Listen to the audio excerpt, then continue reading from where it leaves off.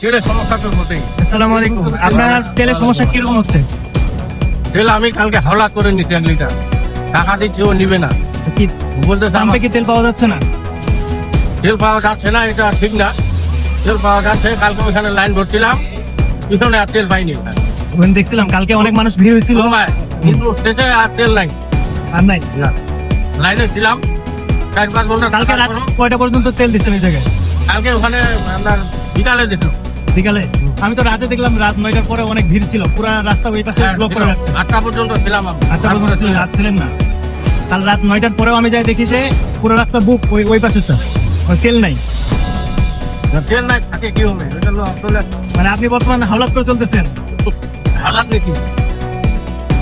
মানে আপনার যতটুকু সমস্যা, আপনি মানুষদের সমস্যা কত মনে করতেছেন যে মানুষ যারা মানুষের সমস্যা, আদালতে যাচ্ছে? মানুষ এখন মনে করেন যে কাজ না করে তেলের লাইন দিচ্ছে। হ্যাঁ, কারণ এই যে কেউ এমন আছে যে এখন লাইন দেওয়ার পরেও তেল পাওয়া যাচ্ছে না।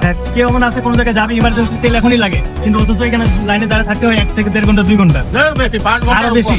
5 ঘন্টার নিচে কোনদিন। এই যে আজকে যেমন এই জায়গায় লাইন ধরছে, এই তেল কবে দিবে এখন কেউ কিন্তু জানে না, অথচ মানুষ এখনো দাঁড়ায় আছে। আমার মনে হয় সম্ভবত কালকে সকাল 9টা দিবে, কিন্তু মানুষ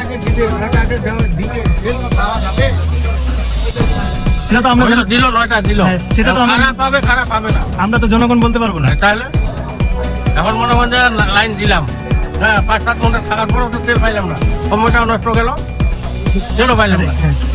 রাত্রে তেল দেবে না, সকাল 9টার পর কখনো তেল দেবে না। এখন দেখেন, শুনেন আপনারা